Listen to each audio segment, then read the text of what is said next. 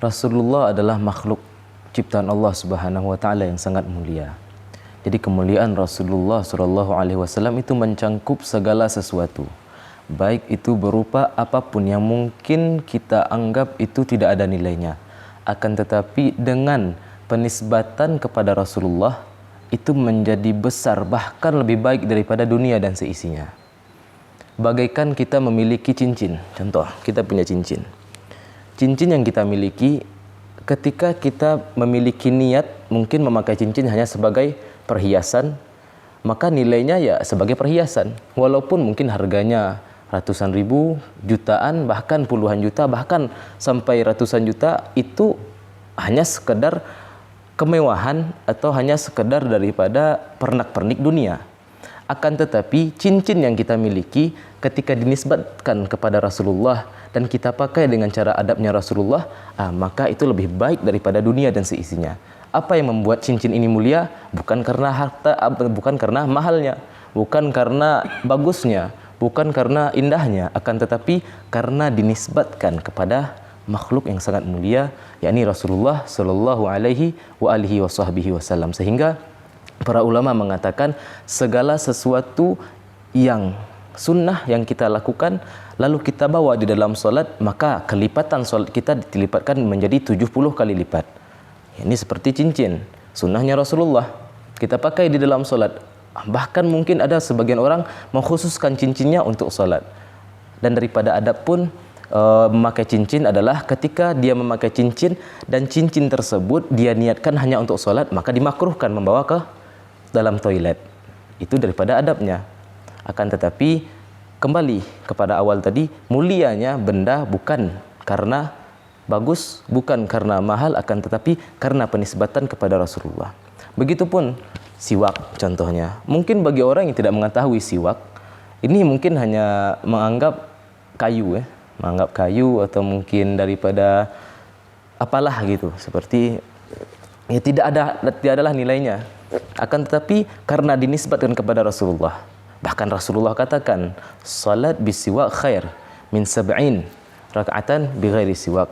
Fil makna hadis, 2 rakaat memakai siwak di dalam solat lebih baik daripada 70 rakaat tanpa siwak. Bagaimana siwak ini menjadi mulia? Karena penisbatan kepada Rasulullah SAW.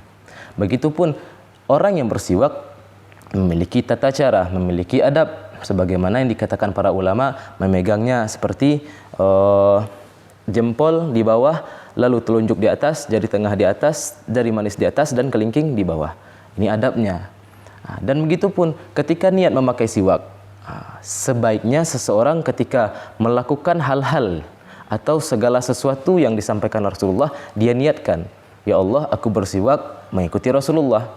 Akan tetapi ketika kita takut tidak bisa melafazkan niat senantiasa, maka disunahkan, ya Allah, aku bersiwak, atau ya Allah, setiap aku bersiwak, aku mengikuti Rasulullah.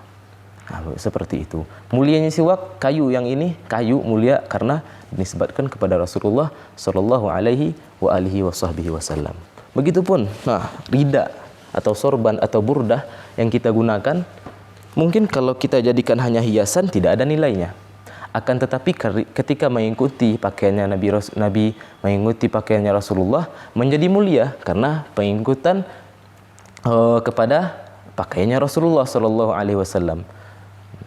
Kalau kita hitung-hitung, bagi mereka yang mungkin di manajemen atau mungkin di keuangan, kalau menghitung uang mungkin pintar, atau mungkin menghitung uang mungkin hebat atau hitung-hitungannya. Bagaimana kalau dia hitung-hitung pahala? Kalau kita hitung-hitung pahala.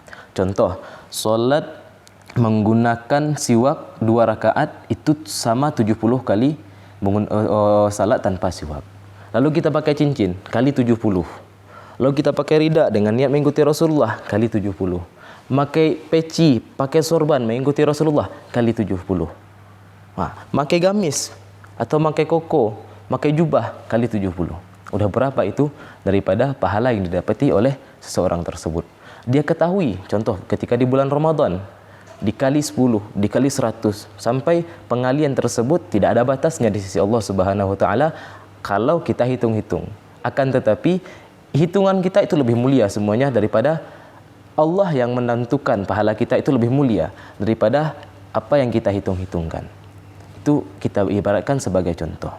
Lalu jadi ketika hal-hal itu jangan pandang daripada nilainya, jangan pandang daripada mewahnya, jangan pandang daripada harganya, akan tetapi segala sesuatu yang dinisbatkan kepada Rasulullah, yang dinisbatkan kepada orang yang mulia, maka akan menjadi mulia. Apapun itu, baik itu daripada sarana dan prasarana, ucapan kita atau tingkah laku kita. Mungkin kita berucap tujuannya hanya berucap saja, tidak ada niat contoh menegakkan amal ma'ruf dan nahi mungkar. Berbeda itu ketika seorang berucap tidak ada niat dengan berucap menegakkan amar ma'ruf dan nahi mungkar. Ketika seseorang berucap hanya mungkin ucapan-ucapan yang tidak ada maknanya, atau mungkin dia mengucapkan segala sesuatu yang tidak memiliki tujuan, akan tetapi bahkan mungkin dia mengucapkan itu hal yang baik, akan tetapi karena tidak ada niat dalam kebaikannya, maka tidak dihitung. Berbeda ketika dia mengucapkan hal yang baik dengan niat, menggantungkan niatnya kepada yang baik. Contoh dengan mengikuti perkataan baiknya Rasulullah, maka mulia dengan perkataan tersebut. Begitulah kemuliaan seseorang ketika mengikuti orang-orang yang mulia. Mulianya bukan karena dirinya, karena mengikuti. Kan kita sekarang hanya mencontoh, mengikuti. Ketika seseorang mengatakan, oh saya bukan fulan, saya bukan nabi, saya bukan orang soleh, akan tetapi kita diberikan gambaran bagaimana mencontoh perilaku orang-orang soleh, bagaimana mencontoh dari perilaku Rasulullah, bagaimana mencontoh daripada apa yang dicontohkan oleh Rasulullah Shallallahu Alaihi Wasallam. Begitupun parfum, misalkan parfum yang kita gunakan, parfum mungkin kalau kita niatnya hanya untuk wewangian saja tidak mendapatkan pahala, akan tetapi kita menggunakan parfum dengan tujuan karena Rasulullah suka wewangian, maka akan mendapatkan pahala. Jadi oleh karena itu, gantungkanlah segala sesuatu dalam ibadah kita dengan Rasulullah Shallallahu Alaihi Wasallam. Apapun itu, bisa jadi hal yang mubah bisa menjadi sunnah, hal yang boleh bisa berpahala, karena niat seseorang dengan mengikuti Rasulullah Shallallahu Alaihi Wasallam. Mudah-mudahan dengan kita mengikuti Rasulullah, Allah pimpin kita untuk menjalankan semua sunnah yang kita pelajari, baik yang telah kita pelajari atau yang mungkin nanti akan ada orang yang mengajarkan kepada kita. Maka pasang niat agar apa yang kita dapatkan, apa yang kita pelajari itu diberikan kemudahan oleh Allah Subhanahu wa taala untuk mengamalkannya.